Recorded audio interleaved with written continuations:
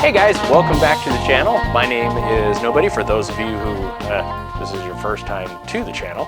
And just so you know, I'm an untrained unprofessional. I'm a tinkerer, someone who enjoys learning and trying new things because it's fun. And as a consequence, I record it and kind of show you what I'm doing, whether it's right or wrong, and hopefully you can learn from something, and just like I'm trying to learn from something. So thanks for being here. Now, it's been a while since I've done anything on the Prodigy, and I kind of wanted to let you know what I have been doing lately. One of the things that I have done, which I find as a minor success, and it's a simple little mod. Here on the Atlas trigger, it has a really smooth face, so I added a little bit of grip tape. A simple little addition like that changed the feel of this dramatically. It made it a lot more comfortable for me to shoot, or not necessarily comfortable, but it felt better to shoot because I like to have that just, I don't know, my finger always felt like it wanted to just kind of like slide off, and even though it wouldn't, but you know, that's kind of how it felt. And so I was never fully comfortable with it. So I tried a little bit of grip tape, and what an improvement. I was thinking I was going to have to change out the trigger, and I don't have to anymore. So if you find yourself in the same position, maybe try a little bit of grip tape. Now, the other thing that I've done on the Prodigy lately is I went ahead and I modified the thumb safety. And I'll throw up some pictures. And now this was originally a Wilson Combat thumb safety, and it was a wide thumb safety. And when I first installed it, I would shoot it, and you know, it's like my thumb never felt really comfortable. It felt like it was too wide, and just the ergonomics just didn't feel right. And so I ended up narrowing it. Well, it never really felt perfect to me, or as close to perfect, comfortable, whatever you want to say.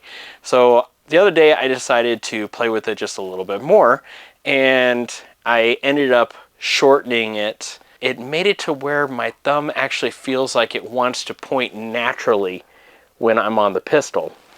So if you find yourself in the same position, maybe spend a little bit of time with a Dremel and a file. Go slow with the Dremel. Spend more time filing. It was a fun little project that took longer than I thought, but it was a good afternoon to play with.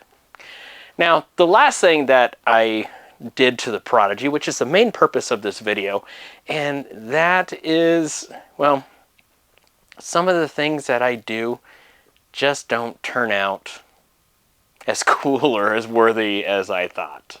So I usually take really great pride in trying to make things work and thinking outside of the box, you know, but sometimes it gets a little ridiculous. I mean, it's like, really?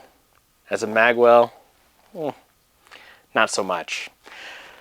So I decided to actually look for a purpose-driven part. Now, I looked at doing this a while ago, and the Magwell that I looked at, it required fitting of the magazines, and I really didn't want to alter the magazines. It just didn't feel like a really good solution to the problem. And it was EGW's Gen 1 Magwell.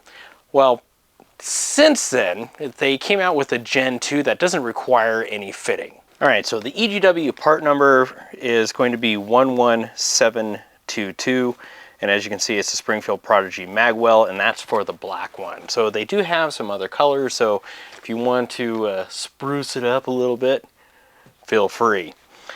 Now, the Magwell itself is kind of a low profile, which is kind of nice. It's not a huge addition to the butt of your pistol, and I will tell you, having installed this on my 5-inch, it fits really, really tight. The new Magwell will come with a longer pin, so you don't have to worry about ordering that separately. But what you're going to want to do, and this is the easiest way that I have found to do this, is you're going to come from the back of the pistol, make sure that it's nice and flat, and I'm not nice and flat. And slide it on. Now, this is going to fit really, really tight. So chances are you will see little bits of slivers of polymer as the Magwell gets slid on. Now, the way that I'm doing this is that I'm using the original retention pin for the mainspring housing as a slave pin. So that way you don't have to worry about knocking it out and then holding everything in. But what you want to do is, after you've lined up the hole that it is centered with the existing pin, go ahead and start tapping it down, and you're going to feel it start pushing out, which it's already dropped out. Then you will finish seating, and then just make sure that it's even on both sides, which that one I apparently drove in just a little too far. There we go. You'll actually feel it want to click into place. So, but that is your magazine housing. Now, how does it fit on everything? With the standard 17 round, it actually recesses in. So when you insert, you definitely need to palm it in, because a standard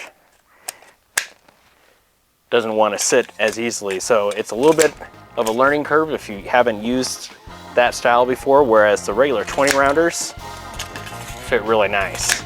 So if you primarily use 20s or bigger, it doesn't matter. You're gonna have a nice easy time with sitting it. But the 17 rounds does require a little bit extra palm into the bottom of the Magwell. Easy project. How was that?